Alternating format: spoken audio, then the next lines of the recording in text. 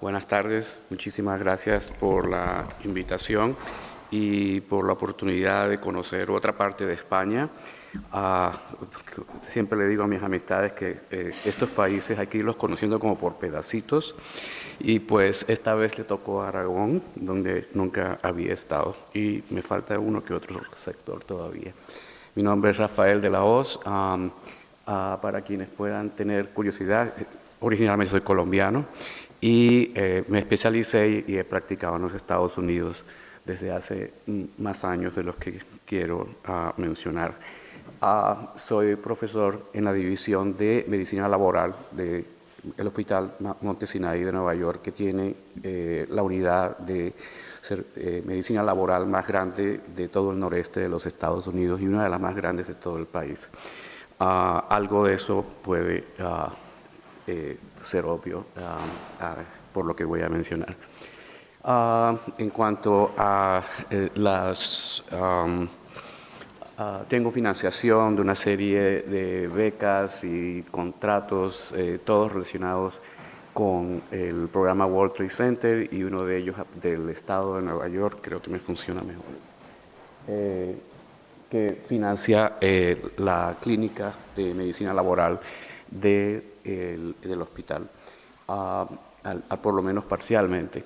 Pero es importante mencionar que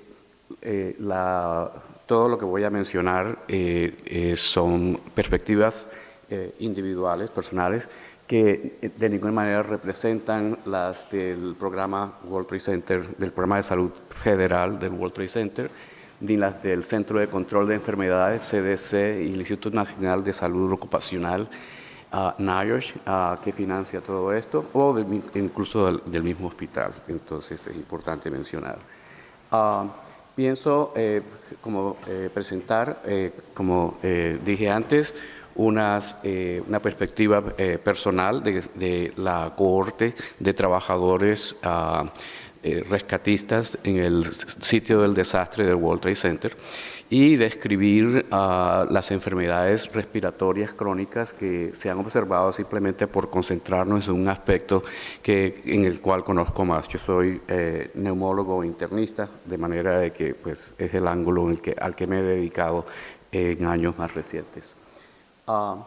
El estimado actual, nunca se supo realmente cuántos trabajadores se presentaron a recuperar frenéticamente la zona del desastre del World Trade Center. Se estima que fueron por lo menos 50,000, de los cuales más o menos 11,000, 12,000 fueron bomberos y trabajadores paramédicos, y más o menos unos 13 o 14,000 agentes del orden, policías.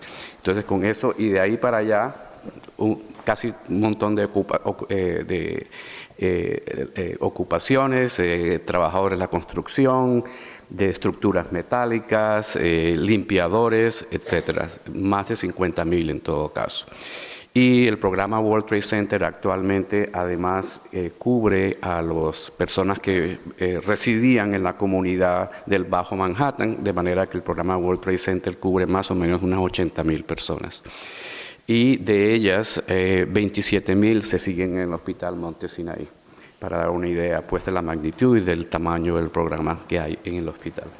Entonces, importante y mencionarlo desde el principio, y va a ser cada vez más evidente, esencialmente toda oportunidad que pudo haber para caracterizar las exposiciones laborales en el sitio del desastre se perdieron. Simplemente fue una decisión política, y más allá de eso pues no comento más, pero no se hicieron las mediciones. El trabajo de recuperación duró desde el 11 de septiembre del 2001, el mismo día del desastre. Oficialmente se cerró el 30 de junio del 2002, y hubo unas mediciones creo que las primeras 2 semanas, si acaso, y realmente no se continuó, y entonces no se sabe muy bien en qué consistieron esas exposiciones.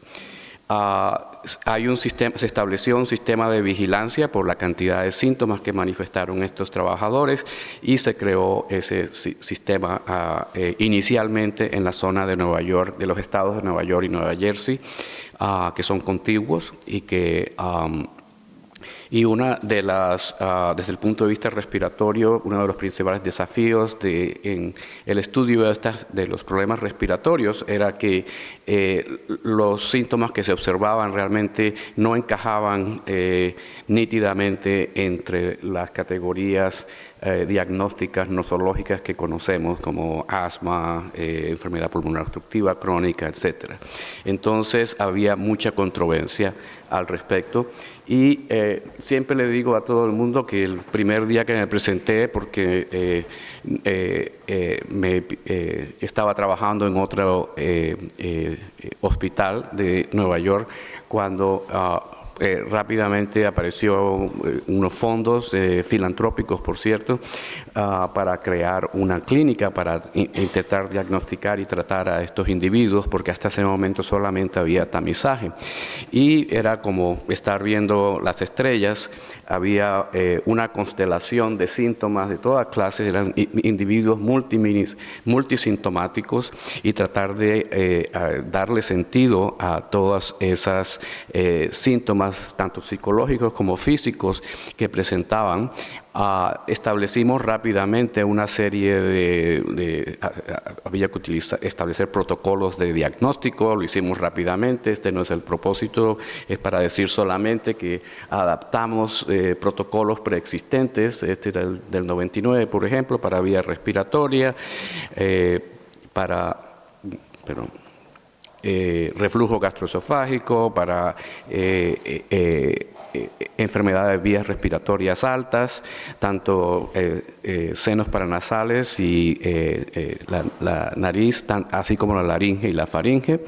Y empezamos la investigación, como dije, haciendo el tamizaje y ofreciendo servicios de atención clínica, porque, como les digo, había una gran proporción de individuos manifestando síntomas.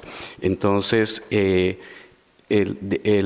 al cabo del primer año hicimos un resumen de un poco menos de 600 trabajadores, y las categorías principales de las enfermedades que estábamos encontrando son estos 5 grupos que están acá. La enfermedad de vía aérea alta es la más frecuente, de lejos, casi 80%. Viene un grupo misterioso porque en cuanto a asociación no era muy conocido en toxicología con inhalantes, que es el reflujo gastroesofágico, que casi afecta al 60%, y las enfermedades de vía respiratoria baja, o sea, de la laringe hacia abajo, es casi la mitad. Y luego viene una alta comorbilidad con diagnósticos psiquiátricos, y estos son los 3 principales, y son muy altamente comórbidos. O sea que muy pocos casos tienen solamente estrés postraumático aislado. La mayoría tienen por lo menos el trastorno depresivo mayor, o según las categorías del DSM-4 de esa época, 5 actual, y también trastorno pánico con agorafobia, era muy específico en ese aspecto, y lesiones musculoesqueléticas que eran principalmente de columna lumbar.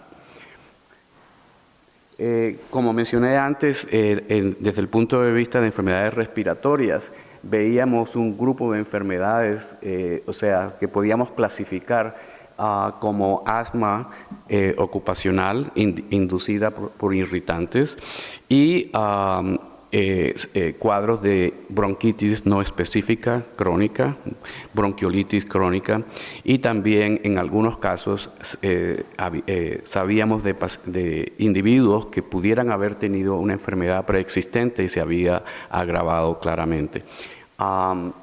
Desde el punto de vista de función, y esto fue parte de la controversia que dominó por lo menos los primeros 10 años de este programa, es que era un hallazgo inespecífico, que era la reducción de la capacidad vital forzada. La razón por la cual era controvertido era porque si se supone que hay una enfermedad de vía aérea, mucha gente espera obstrucción. y resulta que esa no era la anormalidad más frecuente. Y fuera de eso, perdón, estoy yendo en sentido contrario, creo. Está asociada con obesidad. Y otro hallazgo de mucho peso en esta corte es que es más obesa y tiene más sobrepeso que la media de los Estados Unidos, que ya de por hecho es alta. Aproximadamente 82-84% tienen obesidad o sobrepeso, cuando en el 2002 ese total era más o menos 72% para el conjunto de los Estados Unidos. De manera de que eso era una parte de la lucha para realmente tratar de esclarecer qué era lo que estaba pasando. Aquí están las anormalidades y, como decía, 30%. Cuando la espirometría era normal, lo más frecuente es que hubiera reducción de capacidad vital. Siento que el apuntador no me esté colaborando, pero creo que lo ven ahí en la segunda línea. Y otro aspecto que iba a mencionar de los grupos de enfermedades que eran altamente comórbidos, de manera que si, por ejemplo, tomábamos los tres primeros, enfermedad de vía aérea alta, baja y reflujo, 30% tenían todos tres. Y 60% tenían por lo menos dos. Entonces, voy a hacer cómo se creó el programa. Realmente fue una beca del Instituto Nacional de Salud Laboral y Seguridad Laboral, NIOSH, y comenzó en julio del 2002. Inicialmente con tamizaje y con un seguimiento o vigilancia epidemiológica cada 12 a 18 meses, es variable. Había una serie de un comité ejecutivo que aconsejaba el programa con participación de sindicatos. La población que participó en el trabajo de World Trade Center tenía un nivel de sindicalización relativamente alto para los Estados Unidos. Más del 65% tenían alguna forma de sindicato respaldándolos, de manera de que la participación, y además ellos ayudaban a reclutar sus miembros para que participaran en el tamizaje. Y después se creó un programa que fue el que yo vine a organizar, de tratamiento, o sea, diagnóstico y tratamiento, que inicialmente se financió, como mencioné, con fondos filantrópicos de diferente índole, y solamente hasta el 2006 pasó a tener financiación federal. Básicamente, como ocurrió en Monte Sinaí, por eso pensé que era probablemente interesante, dos departamentos unieron fuerzas. Uno era el departamento de psiquiatría y el otro, en esa época, nuestro departamento se llamaba de medicina preventiva y comunitaria, y ahí estaba medicina laboral, como una división. Y se crearon primero los programas de tamizaje, tanto de salud física como salud mental, y después, como dije, ante la alta frecuencia de síntomas se consiguieron fondos inicialmente filantrópicos, como mencioné, para ofrecer diagnóstico y tratamiento, pero de nuevo en salud física y mental. Con el tiempo, estos programas se fueron integrando y actualmente se supone que es un solo programa, pero las líneas de división sí existen, por supuesto, debido a las funciones clínicas correspondientes. El programa consiste en hacer una evaluación con cuestionarios de exposición, de síntomas, un examen físico, espirometría, radiografía torácica cada 2 años o cada 2 exámenes por lo menos, y exámenes de laboratorio de rutina realmente. Y como mencioné, se repiten estas evaluaciones cada 12 a 18 meses. La respuesta a broncodilatador se evalúa en el examen inicial y rara vez en los exámenes subsiguientes. El programa nunca se diseñó para proveer atención primaria. Y es parte del problema. A veces cuando hace uno el trabajo demasiado bien, resulta que empieza a haber presiones para que realice labor de médico primario, y ese no es el propósito. Y es importante mencionar que además del modelo de salud física y salud mental, había una presencia muy importante de trabajadores sociales para atender una serie muy amplia de servicios, de los cuales voy a solamente a mencionar muy rápidamente. Más del 70% de los trabajadores requerían estos servicios, pero como eran trabajadores y esto había sido un sitio de trabajo, pues reclamos ante compensación, la Junta de Compensación de Trabajadores del Estado de Nueva York, acceso a servicio de salud, como usted en esa época precedió la reforma de la salud del presidente Obama, de manera de que muchos de estos individuos carecían de seguro de salud, más o menos un 30%, que era un nivel altísimo para un hospital privado como el Hospital Monte Sinaí. Doy todos estos detalles porque realmente, o sea, les da una idea de todas las dificultades que había para atender a estos trabajadores.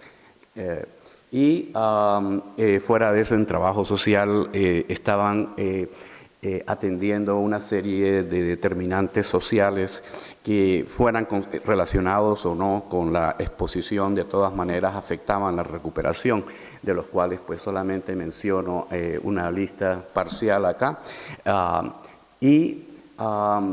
Después, bajo el presidente Obama hubo dos cambios grandes. Primero, la reforma de salud que aumentó la cobertura a la población de los Estados Unidos. Teníamos hasta ese momento en todo el país más o menos un 14% de los norteamericanos no tenían acceso, no tenían seguro de salud. Eso se redujo considerablemente. Actualmente mucho más bajo que eso. Lo otro que ocurrió durante la presidencia del presidente de Obama fue que se creó el programa de World Trade Center para estabilizar todas estas labores que se estaban realizando hasta ese entonces, reuniendo fondos de diferentes fuentes. Entonces, parte de eso, que no me puedo extender, es de que el Departamento de Justicia de los Estados Unidos, de nuevo una entidad federal, estableció un fondo de compensación. Y ese fondo de compensación en realidad crea para los que estamos en salud una presión importante porque infortunadamente los diagnósticos tienen un precio. Entonces eso hace la situación un poco complicada. Nosotros empezamos a investigar por qué razón había esas anormalidades inespecíficas, como mencionamos. El polvo que estaba suspendido en la zona del sur de Manhattan, de la isla de Manhattan, duró suspendido como por 3 meses. Era como un hongo, ¿no?, que cubría toda la zona sur de la isla de Manhattan. Y la sospecha era que ese polvo tan fino, que no se sedimentaba, probablemente era respirable y podía alcanzar las vías aéreas pequeñas. Este es un bronquiolo respiratorio con una estructura muy delicada. Se puede notar que no tiene cartílago, por eso se diferencia de los bronquiolos terminales, de un bronquiolo respiratorio. Y en cambio, este fue un trabajador que eventualmente recibió una biopsia pulmonar y se puede ver al mismo nivel un bronquiolo afectado con la abundante presencia de células inflamatorias en la pared, el engrosamiento de la capa muscular y la secreción con células inflamatorias por todos lados, tanto en la luz como en la pared del bronquiolo. Entonces, esta era parte de la sospecha que empezó a esbozarse para tratar de investigar qué podría estar pasando, porque la enfermedad de vías aéreas pequeñas o bronquiolar es bastante difícil de diagnosticar con pruebas funcionales, y ese era el gran desafío que teníamos. Entonces, en esa época estos trabajadores estaban muy preocupados, y muchos de ellos recibían tomografías, TACs, y entonces yo traté de convencer a los radiólogos para que hicieran las tomografías tanto en inspiración como en exhalación. Una tomografía del tórax convencional se hace solamente en inspiración, inhalación. Pero cuando se hace en expiración, debes lucir como esto, en donde hay un aumento generalizado, pero muy, muy sutil, y probablemente ustedes no alcancen a distinguirlo en la densidad general y de forma homogénea. Pero en muchos de estos trabajadores estábamos observando un patrón al final de la exhalación, y esta fue la razón por la que yo traté de convencer a los radiólogos que se ve como lo que llaman los radiólogos actualmente un mosaico, ¿no? O como un tablero de ajedrez, ¿sí? En la cual hay sectores del pulmón que se están vaciando de aire, y otros que retienen, atrapan el aire. Esto es atrapamiento de aire. Y eso fue un hallazgo que estábamos viendo con este sistema un poco complicado para diagnosticar. Entonces, posteriormente, ya estamos hablando unos años más adelante, más o menos fue en el 2011, pero unos años antes se había publicado un sistema para tratar de cuantificar o semi-cuantificar las anormalidades en las tomografías de tórax, similar a la que existe con la radiografía de tórax de la Organización Internacional del Trabajo. Entonces, conocí a estos investigadores, eran de Japón y Alemania fundamentalmente, y pudimos tratar de implementar un sistema en el cual se evaluaban todas las anormalidades del parénquima pulmonar y las pleurales, que son muy importantes en la enfermedad ocupacional. Una de las torres del World Trade Center tenía una gran cantidad de amianto, no sé, una de las dos torres, porque la habían alcanzado a construir, o ese segmento de la torre, antes de que se prohibiera en los Estados Unidos su uso, de manera de que había preocupación al respecto. Ellos me dieron las radiografías de referencia, todavía las tengo todas ellas, y se llenaba un formulario que, de nuevo, para aquellos que están familiarizados con el sistema de clasificación de radiografías de la OIT, pues es similar, pero con la mayor definición y detalle que permite la tomografía axial computarizada. Entonces, más adelante pudimos publicar, ya estábamos aumentando el número de trabajadores, ya tenemos casi 1.500 clasificados con este sistema, y como pueden ver hay un número de anormalidades que estábamos viendo en el parénquima pulmonar. Y la más frecuente eran cambios pleurales, estoy señalando acá, casi 1 de cada 5 tenían anormalidades pleurales consistentes con exposición a amianto, lo que llaman las placas pleurales. Pero, dada la latencia que hay entre una exposición a amianto y el desarrollo de las placas pleurales, y la fecha en que se realizaron estas tomografías, era prácticamente seguro que la exposición a asbesto que pudiera ser responsable de estos cambios hubiera precedido el trabajo en el World Trade Center. Y eso es muy importante porque otra característica de esta población es que la mayoría de quienes trabajaron en el World Trade Center no eran novatos. La mayoría de ellos tienen una edad aproximadamente de 40 años en el 2001 y tenían considerable experiencia en trabajos de construcción y otros tipos. Y era muy claro de que los que tenían estos cambios que sugerían exposición a amianto eran de quienes habían realizado ese tipo de trabajo antes del 2001. En investigación uno trata siempre de buscar la manera más cuantitativa, ¿verdad? Hemos ido como progresando. Empezamos primero con 6 grupos, luego con otros grupos semi-cuantitativos, pero hacia el 2005 ya empezaron a desarrollarse análisis visuales por medio de computador, se llama TAC cuantitativo, que ciertos ingenieros visuales hacen una partición de las diferentes estructuras y segmentos de la vía respiratoria y empiezan a hacer mediciones de diferentes estructuras. Entonces, eso lo integramos. Como ya teníamos el archivo de tomografías, entonces trabajamos con 2 ingenieros, por cierto. El doctor San José Estepar es español y trabaja en Harvard, Valladolid, tengo entendido, y otro ingeniero que por cierto también es fuera de los Estados Unidos, es británico, el doctor Reeves, en la Universidad de Cornell. Teníamos 2 ingenieros al principio trabajando con nosotros y entre ambos nos dieron una gran cantidad de mediciones que todavía no hemos terminado de analizar. Nos dieron tantas mediciones porque esto lo ponen en el computador y suelta mediciones de diferentes estructuras, de enfisema, de vía aérea, hasta de adiposidad en el tórax. Todo, ellos pueden medirlo, todo por diferencias de densidades y de ciertas características. Entonces, este es, por ejemplo, una tomografía en que se ve un bronquio normal. Es relativamente menor que el vaso que es adyacente y la pared es relativamente fina.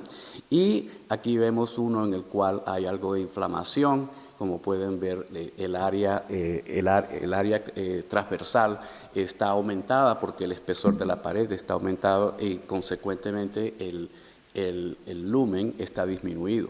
Entonces utilizamos ese marcador y vimos que estaba asociado con la pérdida acelerada de función si utilizamos como marcador el flujo expiratorio en el primer segundo, el BEF1, entonces se vio que estaba asociado, lo vimos en un estudio,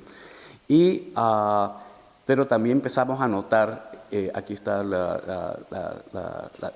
pruebas de estadísticas, ese es el predictor principal, aquí está, pero también nos dimos cuenta de que entre las variables que estábamos introduciendo en los modelos para ajustarlo, había algunas que eran muy prominentes, como la ganancia de peso, por ejemplo. Como se tallaba y pesaba a estos individuos a cada visita, teníamos bien detallado a través de toda la trayectoria cuál era la pendiente, ¿no?, de la trayectoria en el índice de masa corporal. Y ciertamente era un factor también muy importante que afectaba y determinaba la trayectoria que seguían estos individuos o que han seguido ellos a través de los años y de todo este seguimiento. Posteriormente hicimos, relacionado con eso, parte de la importancia es que hasta ese momento, si ven esta línea azul, lo que estaba publicado hasta ese momento es que si tenemos en la abscisa el índice de masa corporal de 20 a 50 y en la ordenada tenemos el área cross-seccional con el espesor de la pared bronquial, nadie hasta ahora había descrito en otros pacientes, personas, o sea, sin enfermedad pulmonar, que hubiera una asociación entre los dos, aunque se sabe que la obesidad tiene un impacto negativo sobre la función respiratoria. En los trabajadores del World Trade Center es la línea roja que sí había una correlación y era clarísima. Y si éramos, voy a saltar, si lo limitábamos a aquellos que tenían síntomas, era todavía mayor separación entre los dos grupos. De manera de que, en resumen, en el grupo del World Trade Center, la asociación era significativa, como la ven en la primera línea acá, pero aumentaba todavía más en aquellos que tenían síntomas respiratorios. De manera de que es un factor. Ya después hicimos un análisis más prolongado, aquí prácticamente 15 años de seguimiento, y aquí tenemos 1.300 trabajadores en los cuales teníamos suficientes espirometrías para hacer una trayectoria. Y de entrada, en la línea verde que ven en la gráfica, esto es en la abscisa se ven los años después del 11 de septiembre, y en la ordenada está el BEF1 ajustado. 900 de estos 1.300 trabajadores están en la trayectoria verde, que es la normal. Se supone que hay una pérdida de, sobre todo después de los 35, 20, 30 años, se pierde, y eso es la trayectoria normal. Pero teníamos dos subgrupos, uno, el que está de un color es más o menos púrpura, que tenía una pérdida acelerada de función, y teníamos, lo más sorprendente no era eso, porque pues era que hubiera un grupo que estuviera ganando función, la línea amarilla. De nuevo, una persona de 40 años en el 2001 no gana función, es perfectamente aceptado. No hay más crecimiento del pulmón después de la adolescencia prácticamente. De manera de que a partir de entonces empezaron a preocuparnos por qué razón había esa diferencia en trayectorias. ¿Y qué factores determinan eso? Después hicimos algunos estudios para tratar de demostrar que esta capacidad de reducción de la capacidad vital que mencioné hace un rato sí estaba asociada con las exposiciones al World Trade Center.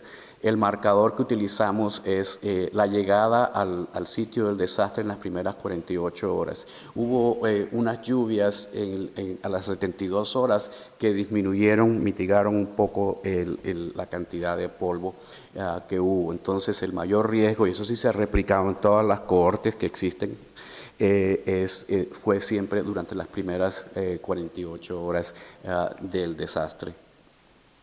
Y después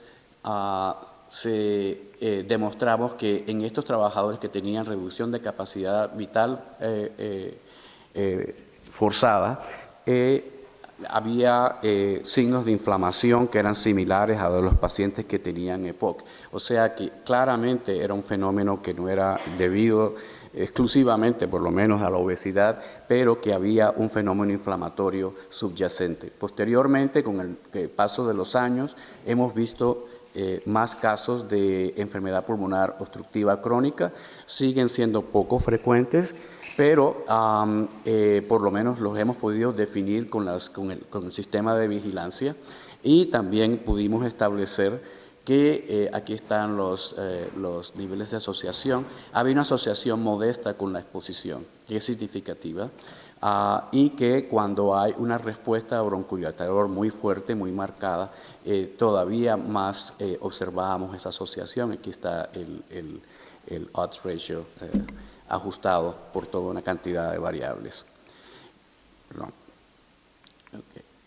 Entonces, fuera de eso, estábamos viendo en estos pacientes con EPOC que tenían una disminución de función en sentido longitudinal más acelerada que la del grupo en general. Si era 35 mililitros por año para el grupo sin EPOC, para aquellos que tenían EPOC era 70 mililitros por año. Y estamos hablando de todo este número de años. O sea, no estamos hablando de 2 puntos ni de 3 puntos. Muchos de estos trabajadores tenían por lo menos 5 puntos en su trayectoria. De manera de que eso es bastante convincente. Y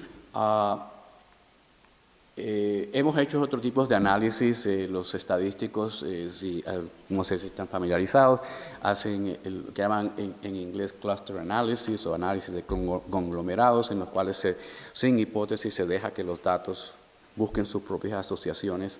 Y hicimos este trabajo hace unos años. No voy a entrar teníamos una serie de variables sociodemográficas, por supuesto el índice de masa corporal, el tabaquismo, la exposición al World Trade Center, la función pulmonar y el TAC cuantitativo. En los dos extremos, en la primera columna, están los pacientes que después de ver todas estas asociaciones y analizarlas, se ve que tienen realmente EPOC.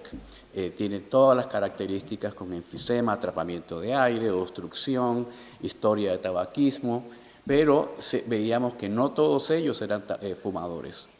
Casi un 30% no son fumadores. Y al extremo derecho de ustedes están los trabajadores relativamente poco afectados que fuera de tener un poco de obesidad no tienen síntomas y, como pueden ver, no tienen prácticamente tienen muy poca normalidad funcional, y tienen muy pocas anormalidades en el TAC cuantitativo. En la segunda y tercera columna se dividen los pacientes que tienen disminución de la capacidad vital forzada, en las cuales hay un grupo que es muy sintomático y tiene mucha inflamación, y hay un grupo que es relativamente poco sintomático. Entonces estamos estudiando estas características porque es un grupo heterogéneo. No se puede definir una enfermedad pulmonar solamente porque tenga reducción de la capacidad vital forzada. Entonces estamos todavía estableciendo, como ven, volvemos al esquema de la constelación, buscando los patrones, ¿no? Y tratando de agruparlos, leerlos y sacar conclusiones de lo que ha pasado. Siempre me preguntan si se han analizado muestras de parénquima. Hay algunos casos en que hemos logrado, sea por biopsia o porque algunos han terminado en trasplante pulmonar, muy pocos, pero los hay. Y realmente, los hallazgos, no voy a extender, más que todo muestran silicatos. Los silicatos son una forma muy común. La arena en la playa es un silicato, son silicatos. Entonces son relativamente benignos, no es lo mismo que el sílice, no es lo mismo que el amianto, ¿verdad?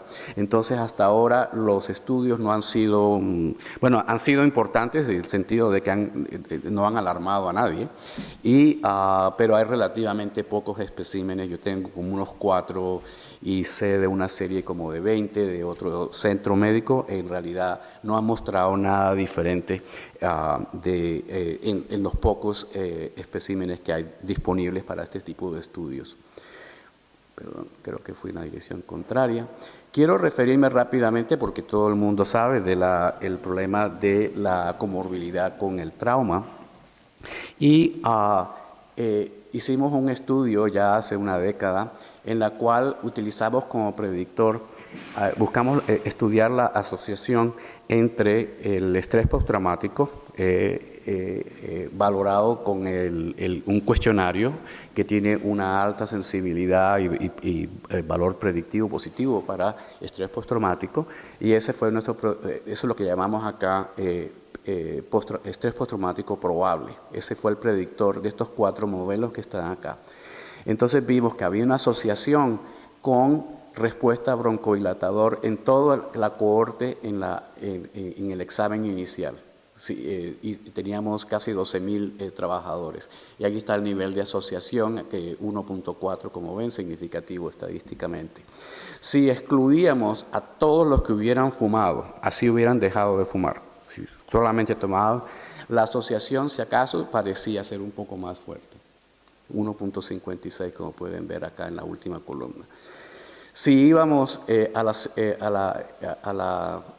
2 visitas más adelante, para darles tiempo que fueran tratados y además de que hubiera seguimiento, ya no teníamos respuesta broncodilatador, pero teníamos el reporte de diagnóstico médico de asma incidente en ese caso, y volvíamos a ver de nuevo la asociación.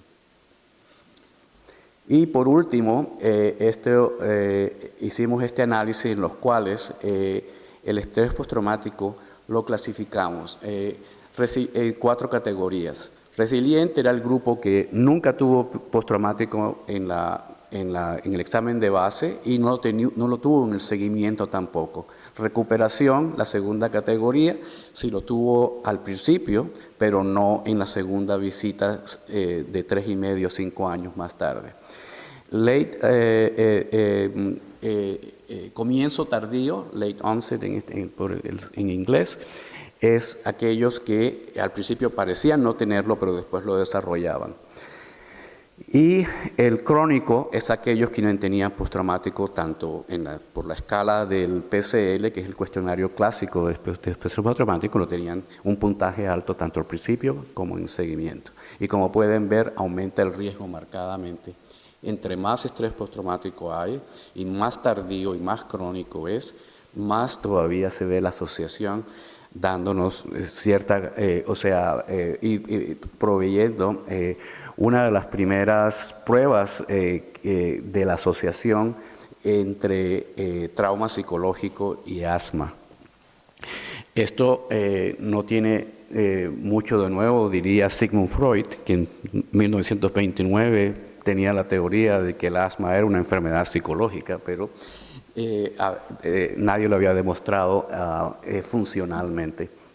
De manera que el estrés postraumático, voy a mencionarlo muy rápido, yo no soy psiquiatra, pero forzadamente he tenido que aprender un poco de cómo se diagnostica y cómo se investiga, por lo menos. Está asociado, se ha visto, no hay realmente, se ha hecho investigación acerca de si hay más eventos cardiovasculares, infartos cardíacos, infartos cerebrales, falla cardíaca. Realmente no se ha visto un aumento importante, pero cuando lo hay, se ve en los pacientes que tienen postraumático. Otra área de investigación muy candente en el momento, hay algunos casos de trastornos cognitivos en personas relativamente jóvenes, y de nuevo el debate de si es o no relacionado con la exposición. Sea que esté o no relacionado, se ve muchísimo más, está mediado el efecto por tener estrés postraumático. Y eso además se conocía desde antes, desde la experiencia con los veteranos de las guerras, en quienes se habían hecho estudios de estrés postraumático. De manera pues que como neumólogo tengo que seguir incluyendo a como variable en los modelos, porque tiene definitivamente una influencia, pero por el otro lado ciertas otras asociaciones también se han demostrado. También estuvo asociado en algunos estudios con el misterioso reflujo gastroesofágico. Ese no fue estudio nuestro, fue de otra cohorte, esta que está citada acá. Entonces, volvemos pues a la forma como me sentí yo cuando comencé este trabajo, o sea, estrellitas por todos lados. Y básicamente en esta cohorte de trabajadores vemos una convergencia de una serie de vías proinflamatorias que tienen que ver con una serie de factores. Como siempre en medicina respiratoria el tabaco nunca falta, pero esta fue una población que no era fuertemente fumadora. Y fuera de eso, las tasas de tabaquismo activo han disminuido verticalmente, linealmente, de manera que eran aproximadamente 21% en el 2002, cuando comenzamos a trabajar, y es actualmente como un 8%. Y de nuevo más alto en los que tienen estrés postraumático. Volvemos al mismo. Por supuesto, estos trabajadores no eran novatos, habían tenido exposiciones antes del World Trade Center y las tuvieron después del World Trade Center, de manera de que es un esquema bastante complejo. Y fuera de eso está el problema de la obesidad y el sobrepeso, que además está empeorando. Mientras que con el tabaquismo hemos progresado mucho, con la obesidad estamos perdiendo la batalla. Y fuera de eso, pues, esta comorbilidad con los diagnósticos psiquiátricos, que ya se conocía aún desde antes del World Trade Center, pero la cohorte ha ayudado realmente a cuantificar que tenía un efecto adverso en la salud respiratoria. En todo caso, pues hay una serie de limitaciones, como en todo en investigación, y sobre todo en investigación epidemiológica, siempre hay compromisos. Estamos utilizando exposiciones y síntomas reportados directamente, ¿verdad? Estamos hablando de una relación con una exposición cuando realmente las exposiciones no fueron medidas. Estamos usando realmente unas medidas imperfectas de exposición. Pero empíricamente hemos visto las asociaciones, por lo menos. Hay una serie de desafíos con la calidad de la espirometría, con los análisis cuantitativos longitudinales, son difíciles de hacer, y hay una serie de factores que confunden las asociaciones, que varían con el tiempo, sesgos que tratamos de evitar, pero en todo caso existen, y el asunto de que estos síntomas y diagnósticos tienen un valor económico.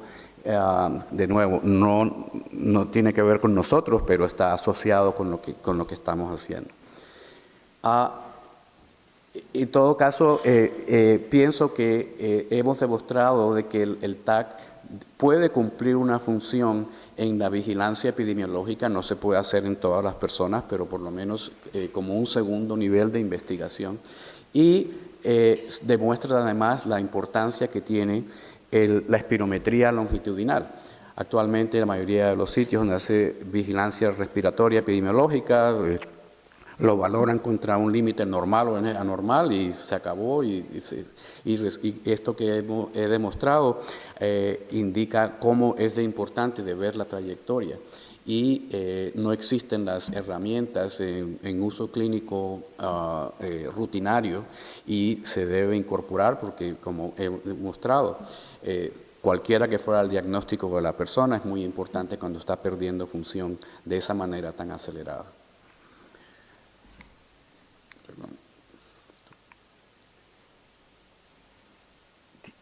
Hablé a nombre de un grupo grande de colaboradores presentes y pasados, diferentes especialidades, epidemiología, aquí en la columna derecha, epidemiología, estadística, radiología, gastroenterología, otorrinolaringología y medicina de sueño. También aquí están varios de estos colaboradores. También hemos tratado de replicar algunos de estos estudios en otras cohortes ocupacionales, de manera que con todos ellos he trabajado en el curso de los años y han sido mis coautores en muchos de los trabajos y pues ciertamente es un trabajo masivo porque hay que recoger esos datos y mucha gente participó en todo eso. Y agradezco mucho la atención. Gracias.